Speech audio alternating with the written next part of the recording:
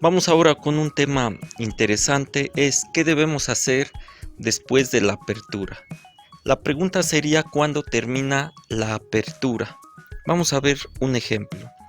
Esta es una partida entre Magnus Carlsen, donde jugó contra Yuri en 2014. Magnus tiene las piezas negras y la pregunta sería, ¿ustedes creen que esta partida va en apertura o ya se encuentra en medio juego? Tienen 10 segundos para pensar un poco.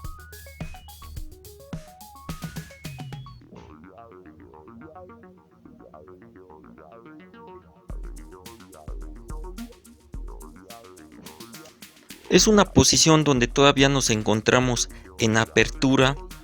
Hay que recordar que generalmente terminamos la apertura cuando las dos torres se logran conectar. En este caso, todavía las torres blancas no están conectadas ni las torres negras. Por parte de las blancas les falta desarrollar a su caballo en B1 y a su alfil de C1. Por parte de las negras, el alfil que se encuentra en C8 todavía no se encuentra desarrollado. Vamos a ver cómo continúa la partida. Vamos a ver. ¿Cómo deben jugar las negras? ¿Se deben dar prisa en desarrollarse o no tienen prisa? Tienen 10 segundos para contestar esa pregunta. ¿Se deben dar prisa o no se deben dar prisa las negras?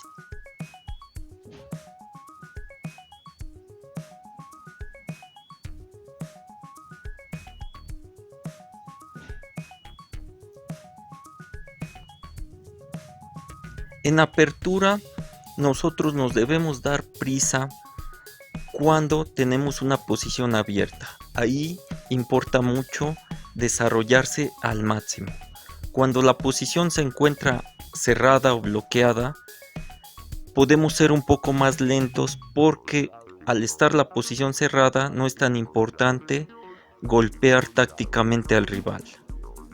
En esta posición, Magnus se fue desarrollando y fue encontrando casillas para sus piezas. Magnus jugó C4 y encontró una casilla clave en C5 para su caballo. Analizando al alfil de C8, si nosotros lo colocamos en la casilla B7, se va a encontrar en una diagonal cerrada.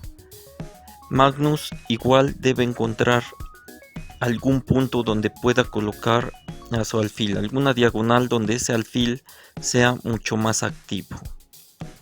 Las blancas cambiaron peones porque su torre se queda en una columna abierta.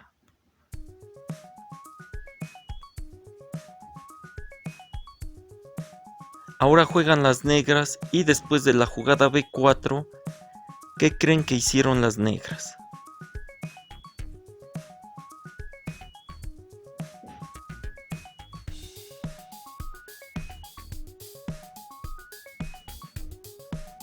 Las negras capturaron al paso porque es importante no olvidar esta posibilidad.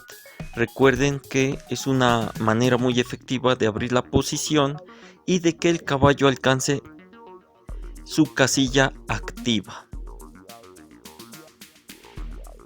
Después de caballo C5, ahora sí, ya ese caballo es muy fuerte.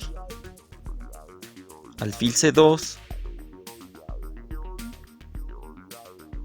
y vino la jugada alfil D7.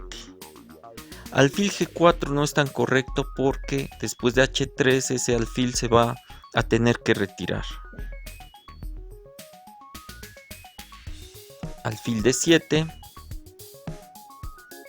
y ahora vemos cómo las torres negras ya se encuentran vinculadas, ya una se protege a la otra y para las negras ya terminó la fase de apertura. Ahora deben elegir a dónde quieren realizar la batalla.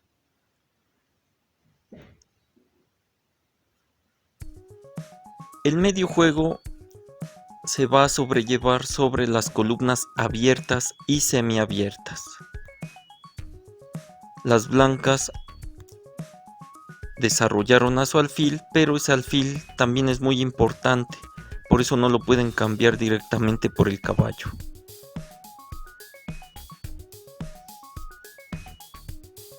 Las negras jugaron torre A8, luchando por esa columna importante, y las blancas jugaron caballo B a D2.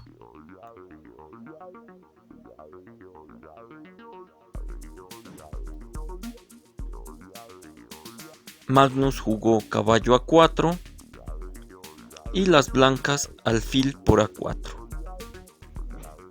Ahora las negras pueden doblar sus torres en la columna abierta.